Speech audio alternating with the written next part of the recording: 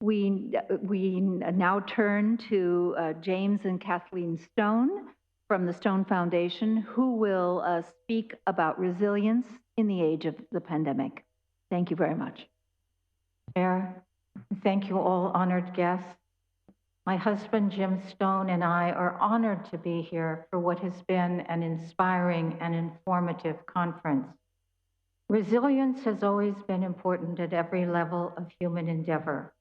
The COVID-19 pandemic showcased resilience is needed even more than ever after an event which occurred in a faraway area of the world has had profound reverberations across the planet. And it illustrated that we are not well prepared for the challenges ahead. Back in 2017, Jim and I sponsored a conference entitled Ready Together, a conference on epidemic preparedness. The conference underscored the importance of preparedness, letting us know that we were nowhere near prepared. And as could have been predicted, the hardships and devastation of this pandemic has disproportionately affected the vulnerable in our world, those without access to health care, and those living in poverty. There's so much to be done to address the vulnerabilities COVID has exposed. We owe it to our children and our grandchildren to treat this time as a watershed moment to do more than merely return to our work.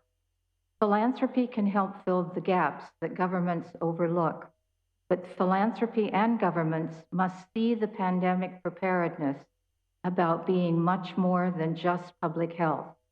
Environmental sustainability and economic inequality are two issues my husband and I are passionate about, and they are both critical to address as we prepare for future pandemics. Scientists have suggested that there is an undeniable link between climate change and an increase in potentially lethal viruses that jump from animals to humans.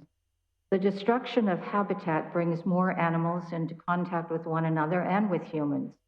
The more places vector-borne diseases can thrive, the more the opportunities for pathogens to spread from one host to another. The reduction of biodiversity can inhibit the resilience of the remaining species to fight against viral threats. Natural selection has provided plants and animals with many tools for disease resistance we have not even discovered yet and never will if we destroy their habitat. So what can we do? In his recent encyclical focused on care for our common home, His Holiness states, "The climate is a common good." This sentiment has underscored my life's work on behalf of the environment. His Holiness goes on to write, "Never have we so hurt and mistreated our common home as we have in the last 200 years. As the UN report from last August makes clear, human-induced climate change has reached catastrophic levels. We see it in rising seas, and we see it in intensified storms and melting glaciers. But as we bolster our resolve to fight climate change, we must also work to make people more resilient. Resilience means planning to live at higher sea levels with more storms, but it also means creating stability in the economic lives of people so they can weather life's inevitable challenges. This effort will require a collaboration the likes of which we've never seen. The world's governments, academics, nonprofits, and communities must come together in unprecedented ways. One effort currently underway in Boston is the Stone Living Lab, based on a partnership at UMass Boston under the leadership of the Chancellor, who has brought innovation and dynamism to the university. It seeks to make vulnerable coastal communities adaptive to climate change while enhancing natural and built environments. The lab brings together scientists, policymakers, government officials, educators, and community leaders. As a living lab, we bring the questions out of siloed halls of both academia and corporate R&D into the real world by creating a user-centered, open, innovative ecosystem that engages scientists and the community in collaborative design and exploration. The Stone Foundation is committed to establishing more living labs focused on building resilience across towns and ecosystems. In addition to bolstering the resilience of our coastlines, we see the protection of large landscapes as a key part of ensuring that today's youth will inherit a more resilient and ecologically stable world. Across the world, biodiversity is increasingly threatened by climate change.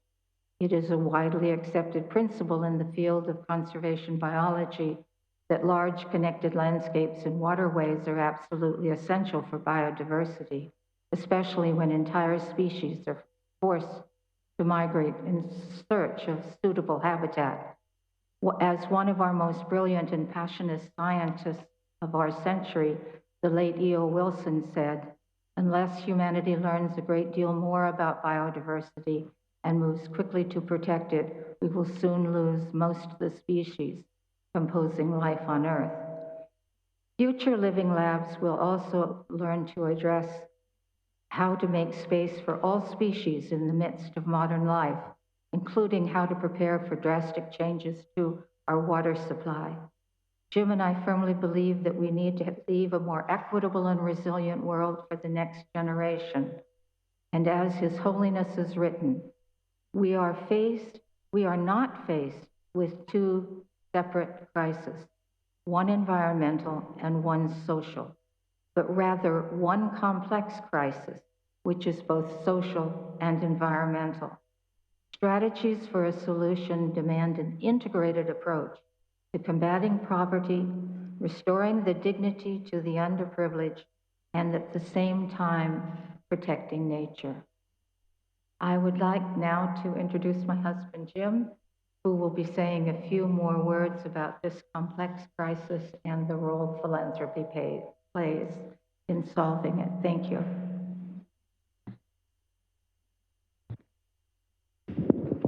Thanks. I'm honored to be included in this distinguished assembly and to associate myself with my wife's remarks. That's nice.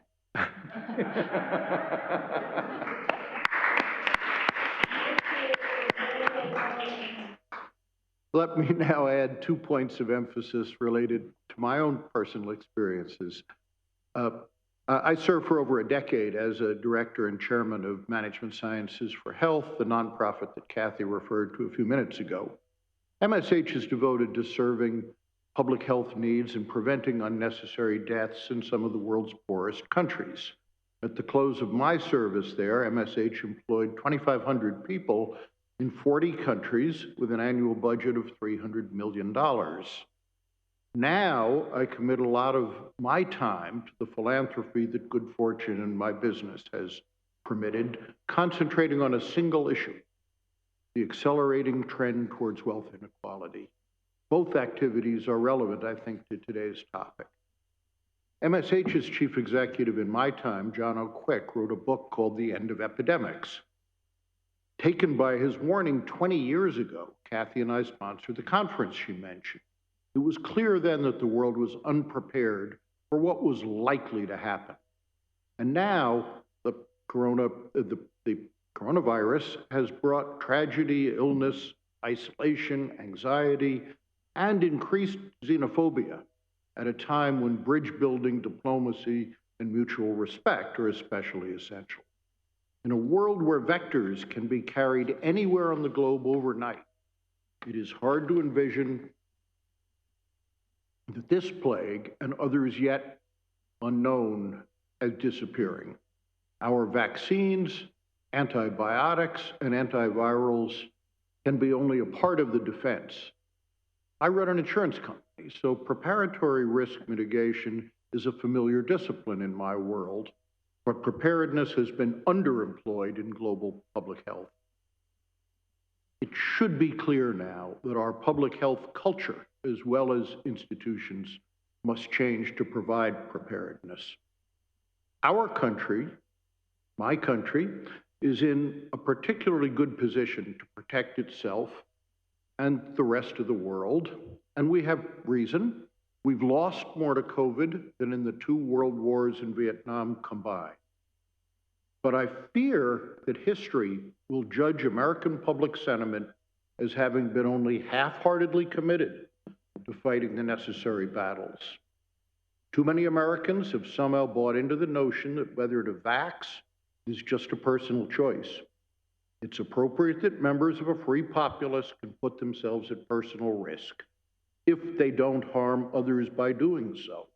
It's hard to find a logic of ethics anywhere, however, to justify as a matter of solely personal choice putting innocents at risk of serious illness or monopolizing medical resources. Our cultural understanding of our duty to others must change. And this takes me to my last point. As one who began adulthood as an academic economist, I've long been interested in distributional equity. A standard high school lesson in my day proclaimed that our notion, the United States, was free of the inequity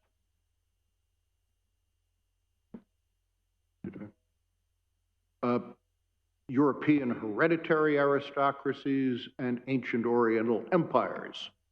It took me only a little learning about racial and gender disparities to see that nothing was quite that simple. The story's clearer now, but sadder. Distributional equity in the United States has not only failed to march towards improvement since then, it reversed course. Today, the United States leads its peer group in income and wealth inequality. Mobility has decreased as well. And when too much of the wealth is sequestered at the top, what mobility remains will be of diminished consequence. The top decile of Americans now own more than 90% of its financial assets. The top 1% of 1% have a combined net worth roughly equal to that of the lower 2/3. And we're not alone. The UK is right behind us on the same track. The rest of Europe may be a lap behind. And ironically, Russia and China are running about neck and neck with us. If I had more time today, I might explore with you the causes of this trajectory. On my list would be the expansion of technology, globalization, the financialization of our economies, and numerous examples of pernicious public policies. Now, I carry no brief, let me say, for absolute leveling within nations, as the biologist E.O. Wilson that Kathy referred to earlier put it. Great idea, wrong species. But Europe in the Dark Ages demonstrated what comes of the opposite corner solution, where the monarch and the princes own everything. That solution's even easier to reject, since it gave Europe centuries of starvation, illiteracy, and stagnation. The challenge is to identify the spot between the poles where the balance is optimized for the benefit of the whole society. But the greatest threat of extreme inequality may be to democracy. It should be obvious that a degree of economic pluralism is a precondition of democracy. As equality erodes our pluralism, we increase citizen alienation with the process, enhancing the power of single-issue voters, of haters, and of the simply delusional. This is a landscape that favors the bearers of heroic promises that have so often preceded catastrophe. By John Rawls' notion, a just society is one in which virtually all would sign off on its distributional pattern before knowing where on the ladder they would find themselves. Few, if any, nations can beat John Rawls' standard today. The most obvious connection of this to COVID is the access to vaccinations and treatments. Another is something you can see by looking at who got richer and who got poorer during this COVID crisis. And a third, less well discussed. A third linkage arises when a lack of distributive justice stresses the middle class, as is very much the case today. Where middle classes prosper, their prosperity tends to nurture a generous cast of mind towards the less fortunate, both within borders and toward the world at large. As the rich get richer, the poor have nothing to give up. So it's the middle classes that lose out, and the society tends to lose its generosity towards its own poor and its sense of duty to the world. That's why Kathy and I are sponsoring academic progress towards understanding the causes and consequences of wealth inequality. The longer this COVID virus multiplies and mutates anywhere on the planet, the more variants we will have to fight. For the sake of all, my country ought to be the leader in protecting the rest of the world, and especially in Earth's poorer countries. But were the best angels of human nature to somehow prevail, China, Russia, and the United States, with support from a few others, would override national pride, ignore the serious issues between them, and unite to cooperate in the production and distribution of data, vaccines, necessary supplies, and treatment medications. This current threat, after all, does not derive in the manner of war from hostilities between nations. Its source is a relentlessly hostile, inhuman adversary. Surely the nations of Earth would all cooperate. You can imagine this if a threat came from some fiendish invaders in flying saucers. Are those spiky helmeted little virons really different from enemy space aliens? I'm confident that our amazing science and the passage of time will inevitably defeat this plague, but relief would surely be swifter and resilience enhanced if we balanced healthy competition with international collaboration. A propitious reassessment of our global connectedness would speed the world's return to health and normalcy and open the gates to a host of longer-term benefits from communicating with mutual respect on other common issues among nations as a bonus. Thank you.